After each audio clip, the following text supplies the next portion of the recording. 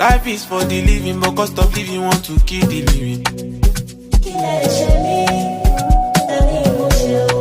I for this Santorini, but I can't balance, no feed to green. Stack up the cheddar Joe, maybe stack up the cheddar Joe. Omoku ma solide, fashion lole.